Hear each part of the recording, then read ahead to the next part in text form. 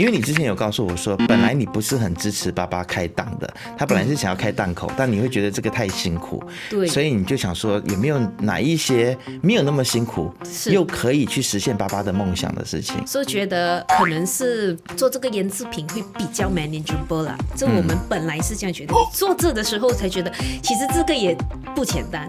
只是我们已经有一个新的目标，然后也有一个活力，就想要继续下去，所以我们就这样 continue to go on 呀。所以你会发现说，爸爸妈妈在一起做的时候，他们变得更恩爱了吗？还是他们更常吵架了？其实没有怎样，就是一样。一样，我觉得对。对。那你呢？因为你跟父母一起工作，那你会不会觉得说，这样子一起合作，也会有争执的时候吗？这个。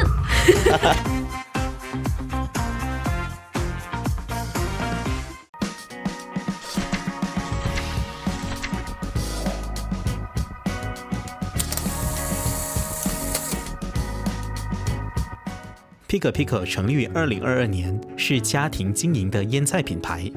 这个品牌有将近10种产品，而且是由2位年近70的退休医疗人员 Alan 以及妻子 Sally 携手创立。他们的女儿 Audrey 也一起共同创办，负责品牌的营销和行销。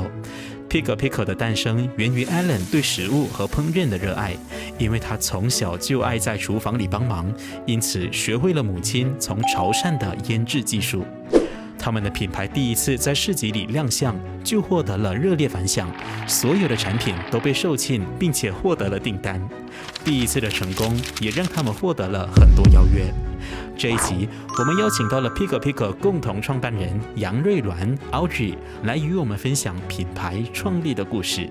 来，我们来欢迎 Audrey， 欢迎你。Hello， 谢谢欢迎，谢谢邀请我来到这里，又再次到 BFM 这里跟你们分享。是，其实今天呢，你来讲中文啊，讲华语，你跟我讲说你有一点点紧张，但是我觉得你讲得非常好，对啊，你不需要紧张的。你也不知道幕后我已经筹备了，已经准备很久了，是吗？对。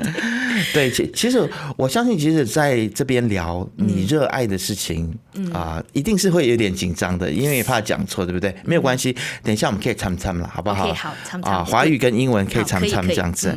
那么其实这个品牌的诞生呢，是因为你的爸爸 Alan 嘛，对不对？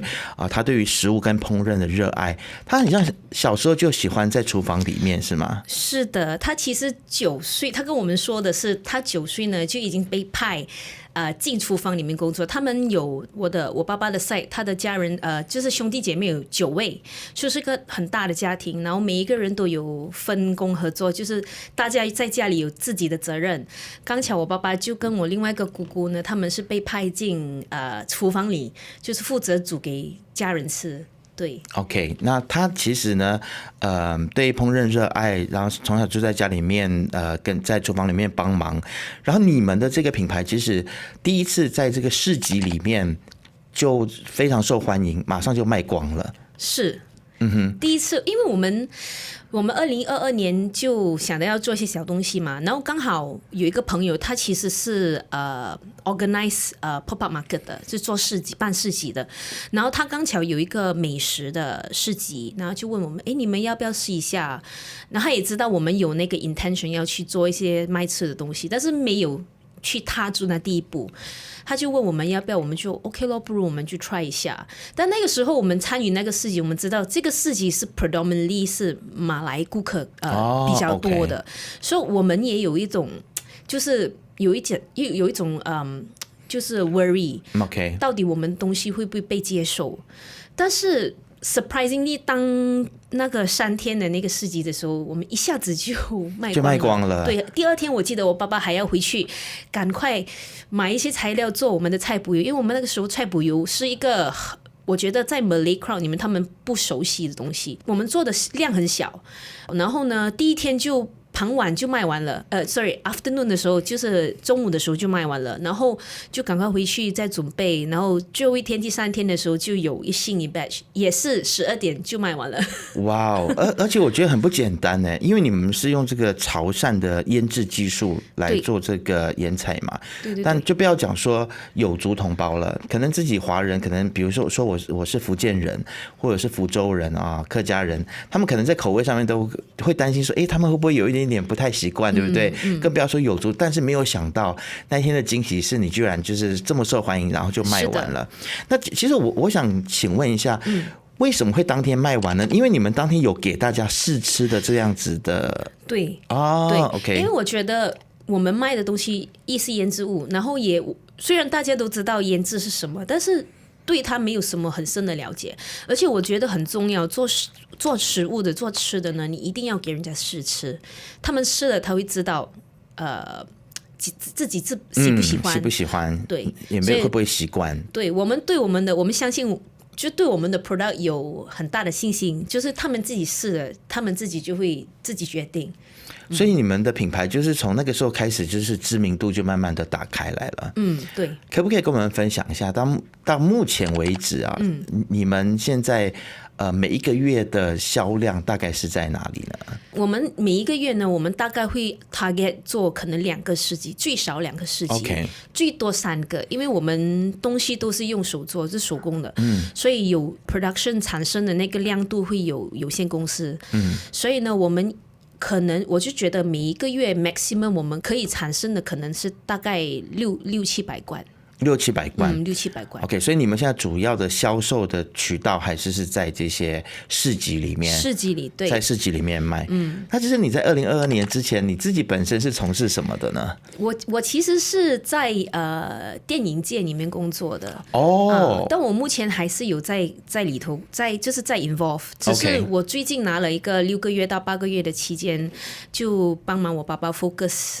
帮忙他打理这个品牌这个生意。你本来在电影行业里面是做什么的呢？就有几个不一样的 roles， 我也有做 direct 的，有指导，有produce 制片也有简介，然后我也有做 casting director。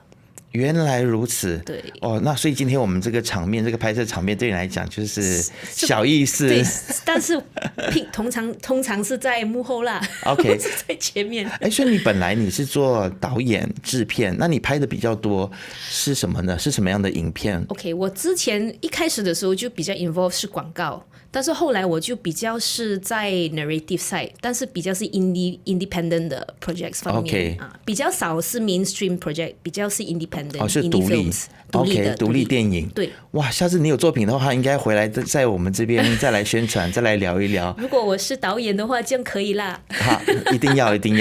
对，因为我个人也非常喜欢看独立电影但是其实你过去的这种电影的或者是影片制作的经验，对于品牌后来应该也是对于这个 Pick and Pickle 应该也是有帮助的，对不对？对，有帮助。就因为我有接触过广告，就大概也知道 marketing 方面要需要一些什么东西。就我觉得，而且那些 skills， 做一些 content 的知识啊什么，我就已经有那个 basic foundation 了。所以我觉得这样，它真的有帮助我怎么样要去 create 一些 content 给我们的 social media 之类呀。因为我们刚才在开录之前呢，你有提到说。这个品牌 Pick and Pickle 其实是因为当初要给爸爸妈妈，要给他们至少有一点事情做，对不对？对。可不可以来分享这样子的一个过程？因为我相信有很多孩子可能也在想说，我父母年纪老了年纪大了，那应该给怎么样子来帮助他们过一个正常的生活？我之前有提起，就是他们我爸爸是2020年的时候就提早退休，就是当时。COVID 是很高潮，他是 as 一位health and safety officer and medic， 是在那个天然石油的那个行业里面工作的。那个时候，如果是有 any crew 是有病的话呢，他是第一个 first aid 的第一个就会去面对他们，他是第一线的对 frontliner， 所以我们觉得这就很危险啦，而且他的年龄也不是很年轻了，所以就提早退休。然后那2年退休了过后，因为他对烹饪还有他是一个 passionate cook， 对烹饪都是很有兴趣的，所以他一直以来都有那个概念是说我想要卖吃的，就开一个小档口卖一些他拿手的菜肴啊，这样来过时间啊。所以其实他们本身就有那个概念，就要做一些东西。因为我爸爸也有提过，他说哇，退休了过后一定要做一点东西，没有的话整个人会慢下来，会很快老。这是真的，就那2年在家里所住的，就看得到他们的那个，他们 everything slowed down 了 ，mobility 啊 ，memory 全部，就变得比较健忘啊，然后行动上面就变比较缓慢啊，对，所以你就会鼓励他去做，但是他们自己也要去做啦，然后我们就 OK， 我们一起做，然后其实本来开始的时候是觉得玩一下，想做就做，不要做就没有关系。但是后来我们就有很多 returning customer， 就是跟我们购买过的顾客再回来问我们，哪里可以买啊？那个其实给了我们很多鼓励，再继续下去。因为你之前有告诉我说，本来你不是很支持爸爸开档的，他本来是想要开档口，但你会觉得这个太辛苦，对，所以你就想说有没有哪一些没有那么辛苦，又可以去实现爸爸的梦想的事情？是，所以觉得可能是做这个腌制品会比较 manageable 啦。这我们本来是这样觉得，做这的时候才觉得，其实这个也不简单。只是我们已经有一个新的目标，然后也有一个就是有一个活力，就想要继续下去，所以我们就这样 continue to go on 呀。所以你会发现说，爸爸妈妈在一起做的时候，他们变得更恩爱了吗？还是他们更常吵架了？其实都一样嘞，也没有说。没有怎样，就是一样，我觉得对。那你呢？因为你跟父母一起工作，那你会不会觉得说这样子一起合作，也会有争执的时候吗？这当然，因为我们都 number one， 我们是 two different generation， 2个不一样的世代，对，老一派跟年轻一派，就是我有时候我的想法呢，给他是太 forward 了，他很难接受，有时候需要一点时间去接受，有时候他要做的东西，我觉得他反对的东西可能是他看不到那个 benefit of 那个 point。OK， 所以但因为我们都是一家人嘛，所以我们大家都知道大家的 dynamic 是如何，然后我们就用这个方法去。看怎么样跟大家沟通，这样子。对，其实沟通很重要，沟通很重要。有的时候我觉得也不完全是不同世代，就算是同一个世代在一起工作，大家也会因为性格的问题或者想法的不一样，所以沟通真的是非常的重要啊。而且我觉得有一件事情你们做的非常的厉害的，就是哇，你们腌制品有10种不同的口味，哎，其实比多过10种。现在已经多过10种了。对。又有麻辣口味、娘惹风味。其实，如果是做单一或几个口味的话，不是比较容易吗？为什么要做这么多不同的口味呢？这就是因为我爸爸，他就是很多 ideas。OK， 然后每一个月他都会，有时候也是我鼓励的啦。就是有时候我会觉得，这个我有看到，我在网站有看到这个 recipe 好像很不错嘞。然后我们这个用这个香料好像我们可以 try experiment 一下，所以我们就这样做，就这样子去 experiment 一些口味出来。然后有一些是成功的，我们就考虑介绍一下给客人 try，就是当我们做市集的时候，我们新产品我们是先给他们客人 try， 然后我可能有做小批几罐，然后如果是有人买了过后，他们再回来再问，可以在哪里再买吗？有没有还有在生产这个款吗？那我们知道那个 demand 有在，我们就permanently 放进 menu 里面。你们其中一款的这个腌制品就是芹菜啊 ，celery。对，我觉得这个蛮特别的。